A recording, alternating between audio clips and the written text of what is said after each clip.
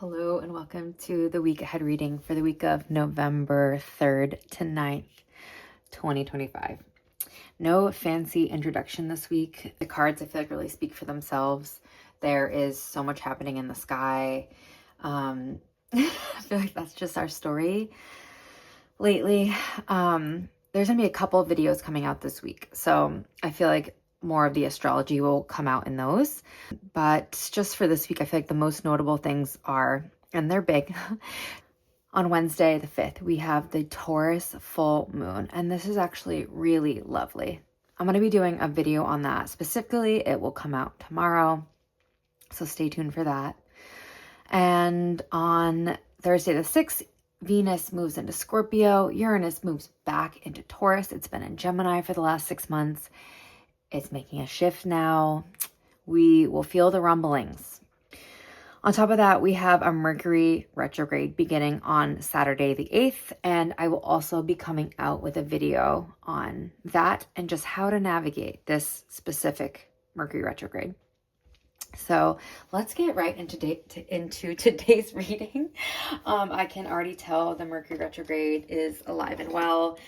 And the reason why I say that is because words have been hard and my thinking has been cloudy, and I know I'm not the only one experiencing that. So if you have been noticing that, please know that you're not alone. Just hang on for the ride, the Mercury retrograde vibe. These are our cards for the week. Lots, it seems like a lot, but I think that this is going to be more simple than it looks. I first asked what archetypes will we be working with this week, and we got monk, nun, and the servant. And there's light attributes and shadow attributes, but these both came out in the upright, and I'm going to choose to read the light attributes, or read for the more light attributes of these energies. And it, to me, felt really clear. First of all, the servant was the most clear, where we're in a time where it is, I mean, it goes without saying that there's like struggle happening right now in terms of like food security, especially with like the SNAP benefits not going through for November. And the servant card for this week, I think, is us acting in ways and noticing the ways other people are acting in service to help others. Because this light attribute says, delight in serving others with a free and loving heart. I love this.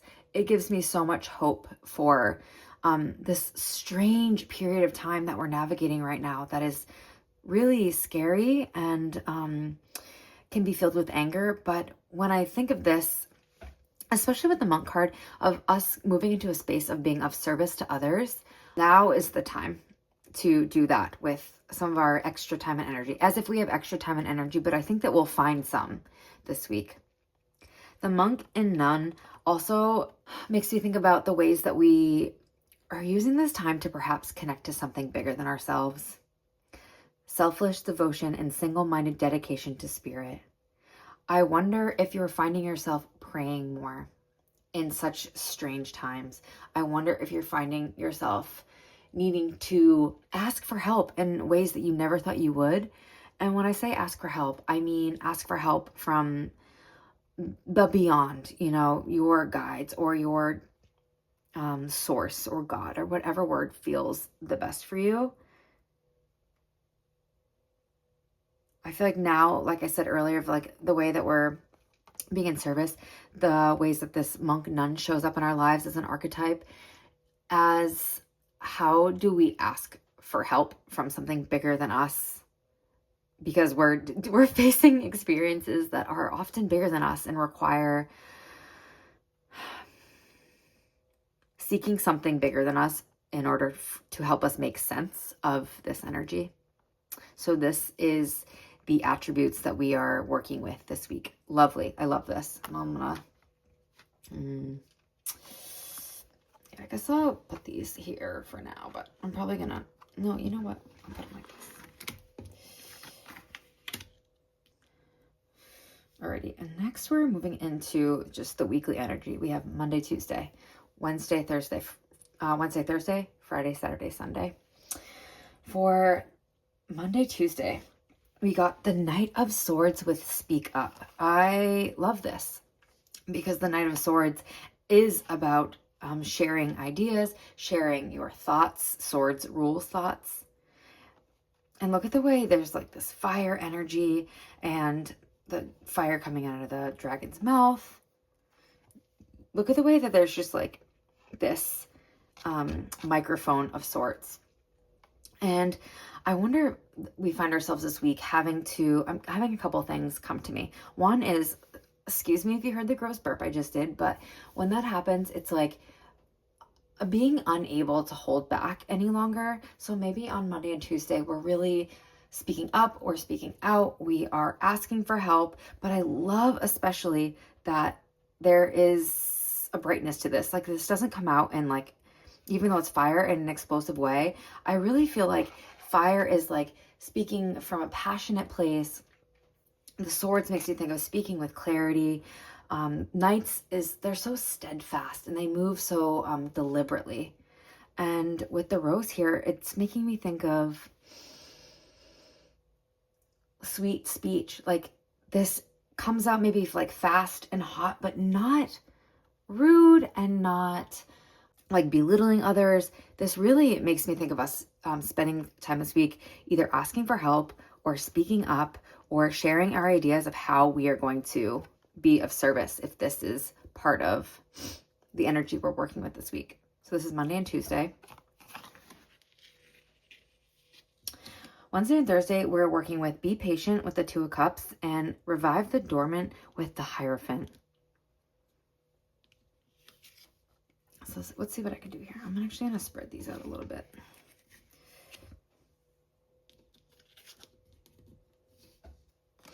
Put this here for now. Let me see. Look at this wheel that's happening twice for this side of the energy. I love the Two of Cups. It is connecting and connections. It's sweetness. I do want to mention that originally this be patient card came out in the reverse. So if we were waiting for something midweek, I'm getting a sense that like, what is time? What is time? I'm getting a sense of like spinning the wheel and having something come together. This might be in relationship. This might be with your partner or your friends or your loved ones or in your groups, but like taking action now.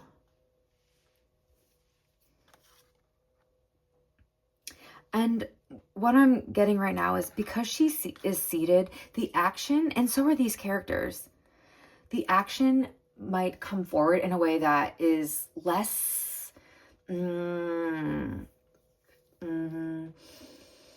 like racing to do something, having to work really hard. There is like the action kind of just like comes forward and happens more naturally than we're expecting.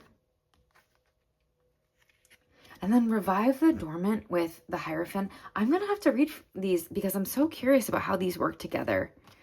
This does remind me a lot of this monk card with the Hierophant. And just, I'm honestly getting a sense of midweek. There is a big emphasis on coming back to faith or spirituality. Like if this is something like, again, faith or spirituality, if that was something you were, you did as a child, but had like a negative experience, or maybe not, or you had a spiritual practice, but you've fallen out of it. There's something midweek where you're coming back to it in some way. Like you're wanting to be connected to, again, like the monk, something bigger than you to help you be of service to others. I'm going to read these. Let me pull that up really quick. Yeah, so something I really love about when I just looked into like reviving the dormant and the Hierophant was this card invites us to look at the parts of us that we think might be dead, but are just buried and are like deep within us. And again, because it came out with the Hierophant card, it is making me think of our connection to our higher selves. Like a spiritual teacher. So anyways, in a nutshell, I'm getting this energy around like a connection back with like a spirit or a connection to a spiritual teacher, and like helping, like spending time midweek taking action to get reconnected. And it's not, again, not big action. It's very relaxed. but things are moving. And this person, either, again, your connection with source or this connection with a teacher, helps you come back to the parts of you that you had forgotten about. They really give you hope, because God knows we need that right now. It's midweek.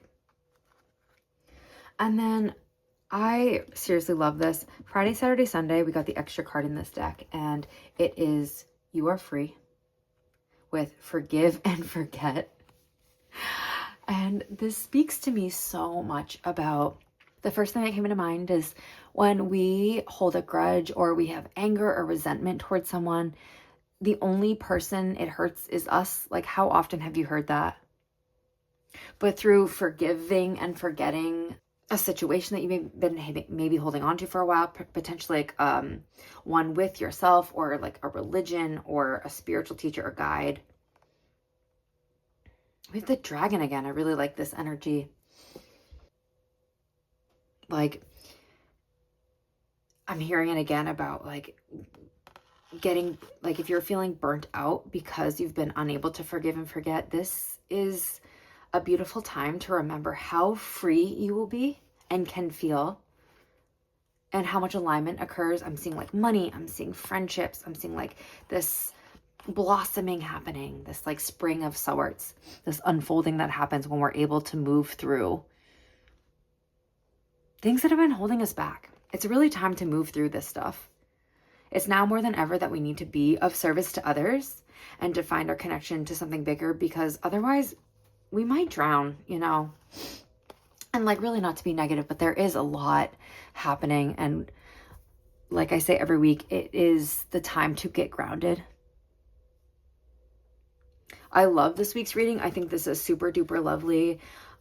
It seems very clear to me that it is time for us to come back to something that gives us hope, that gives us purpose, that we feel really good and strong about, to come back to like aligned connections, to be speaking our truths, to be speaking up in a way that serves ourselves and others, and the freedom available when you choose to forgive.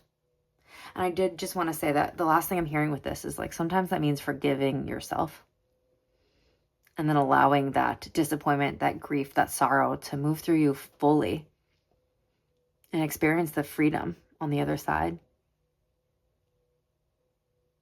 Thank you so much for tuning in to this week's reading. These will usually drop on Sunday, but life is lifing. We are in Mercury retrograde shadow, and it's doing its thing. So, yeah, stay tuned for this upcoming full moon in Taurus spread, and then later in the week, the Mercury retrograde survival guide. Thanks so much. Good luck, and I'll see you on the other side.